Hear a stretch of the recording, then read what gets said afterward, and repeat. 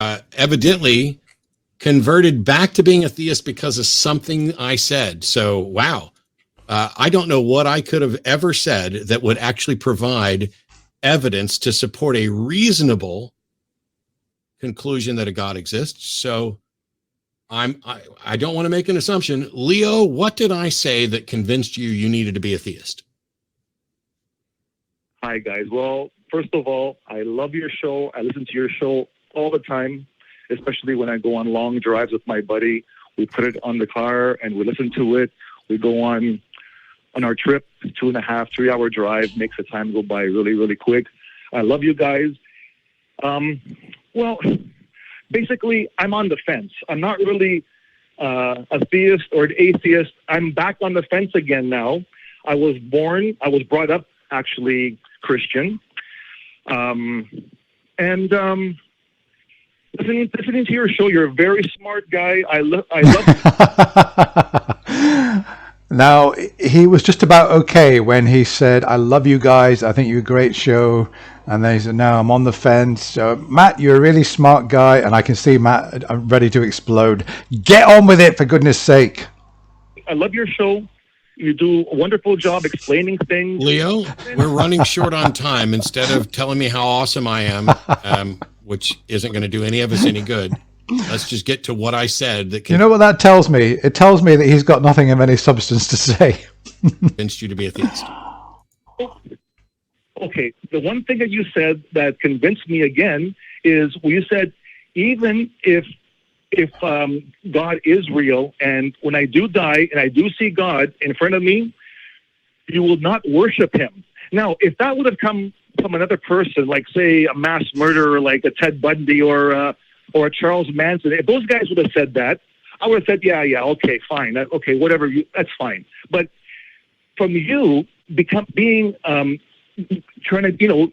minister, or after 25 years of being in that environment, you know the Bible inside and out. And then coming from you, I got kind of worried now when you said that. I'm like, really? Like, why? So because you know the consequences of what will happen if you don't worship God. Of all the people, you should know it for sure. Leo. That's my whole point. Leo. Kind of like, that's why I'm. Leo. Yes. I also know the consequences of what happens if I tell the king to go fuck himself. But that doesn't mean that I wouldn't tell a king to go fuck himself.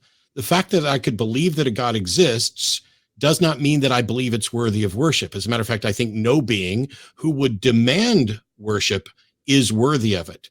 That to whatever extent worship is deserved, it cannot be something that is expected.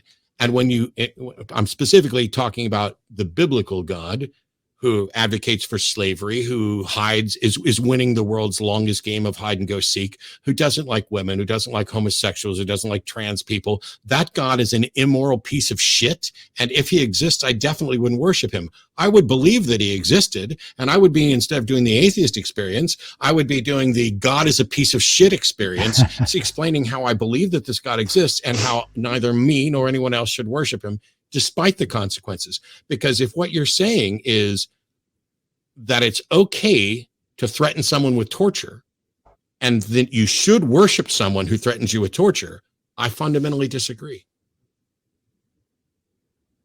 Okay, no, I hear where you're coming from, but yeah, well, I mean, Ted Bundy and obviously people on death row that have done atrocities, they're the people that would believe in God and worship him to save themselves under threat of torture. They are exactly the kind of people, and not just them, a lot of people, there are not many of principle, that would not worship a God despite the threat of being thrown into everlasting flames. So I don't really quite get where he's coming from with this.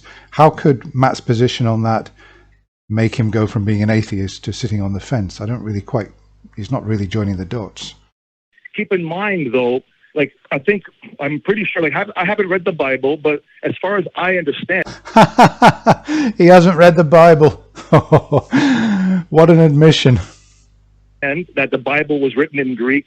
Some people it was in Greek. And of course, and there are no English translations. They're written in Greek, so of course you can't read it for that reason. Leo? It's possible. Leo, I'm really short on time, and if you haven't read the Bible, stop talking about it.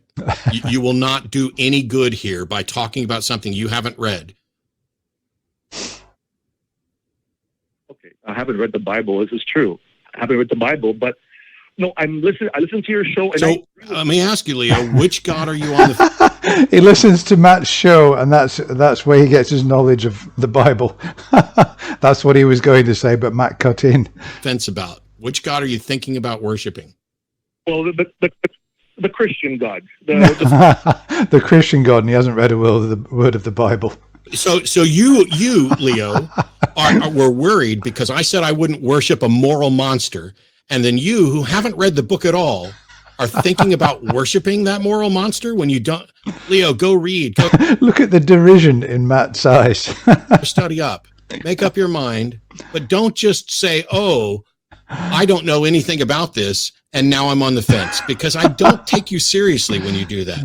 This was serious for me. I was a fundamentalist Christian for more than 25 years. I was studying to be a minister. I have friends who became ministers and then changed their religion. And they came to me, one of them came to me and said, "I don't understand. How can you be an atheist?" And I said, "I don't understand how you can be a Catholic. We were raised Baptist. We knew the Bible. We knew this, we knew that." And he was like, "Oh, because I like beer." "Oh, well, great. Then I'm an atheist because I took this shit seriously, and you're a Catholic because you didn't." And I still love him. He's still a good friend of mine, but that is just the truth. And Leo, if you're thinking about becoming a theist because you haven't taken this shit seriously, I will never respect that.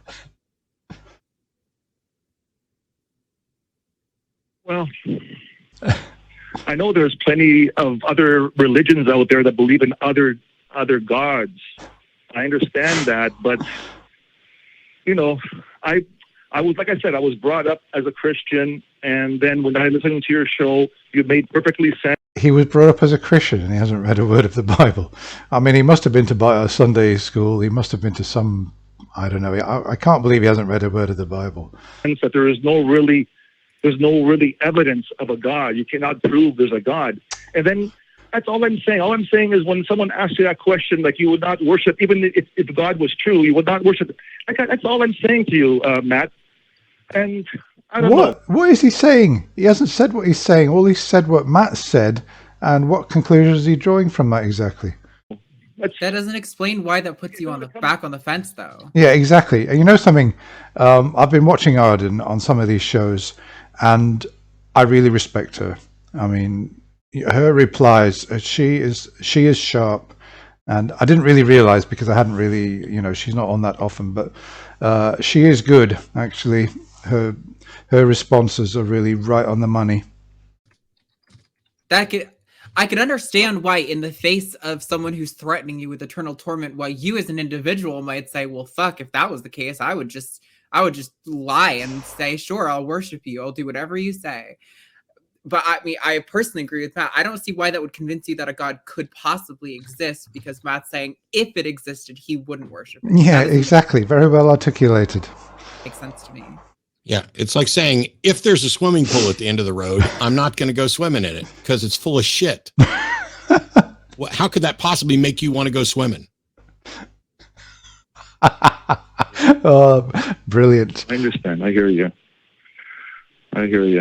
Yeah. I got to go, Leo. We got to get one more call, and we're already over time. But I appreciate the fact that you heard that. Please let us know if there's something else. We have one more caller to get to. Oh my God, that really is a good one. There's. Oh yes, that is perfect. I do wonder why people phone in like that when they don't really sort of have a coherent point. And I wonder, after a call like that, he puts the phone down. Is he like, "Oh, let's have a couple of beers and watch the football game"? Or does he really sit down and think, "Oh my God, I've made a complete jackass out of myself. How am I ever going to get over this?" I don't know. Maybe he hasn't got the intelligence to sort of sit down and, I don't know, savor or suffer the humiliation of it. Maybe he really does just sit down and watch a game of football and think, to hell with that religion stuff. I'll just get on with things. Okay, I hope you enjoyed that. And I did talk a lot during that one. I'm sorry, I couldn't resist it. I just thought it was such a good call. Bye.